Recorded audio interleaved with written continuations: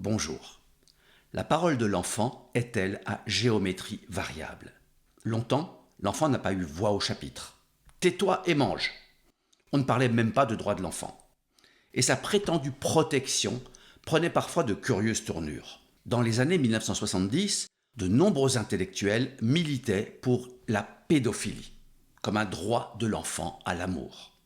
En 1977, pas moins de 80 d'entre eux, et non des moindres, Simone de Beauvoir, Jean-Paul Sartre, Michel Foucault, Jacques Derrida, sans oublier la célèbre pédiatre Françoise Dolto, signaient dans le journal Le Monde un appel à décriminaliser les rapports sexuels avec les enfants.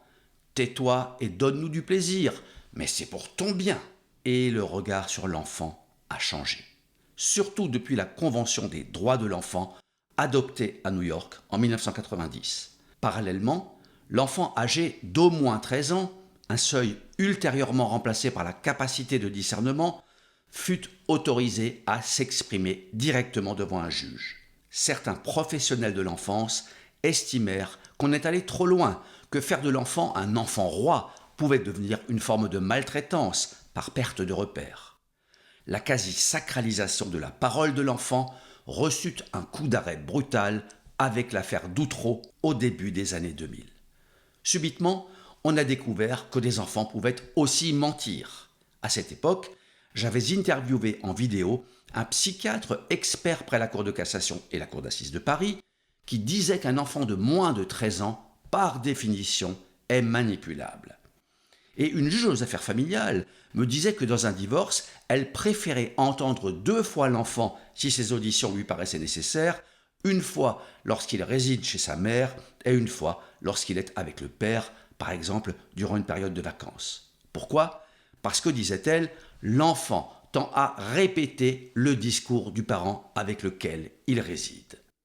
J'avais aussi interviewé en vidéo pour les besoins de nos formations un avocat qui avait défendu un père accusé d'attouchement sur ses enfants, selon les dires des enfants eux-mêmes.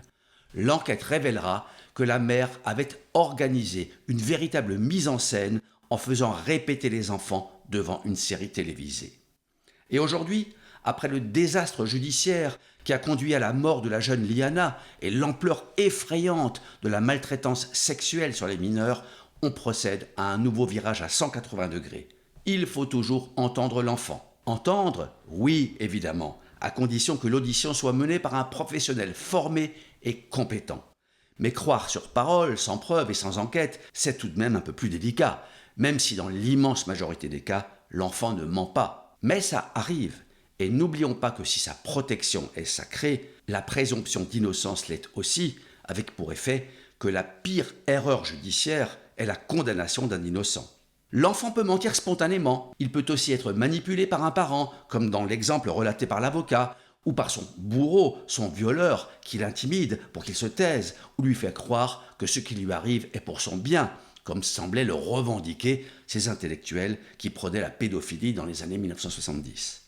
Il faut toujours entendre l'enfant, sans s'arrêter aux premières déclarations, si ce n'est pour déclencher une enquête et entendre les adultes qu'il met en cause. L'avoir négligé a condamné Liana. Merci de votre écoute et pensez à vous abonner à la chaîne Questions de droit pour être tenu au courant de toutes les nouveautés. À bientôt.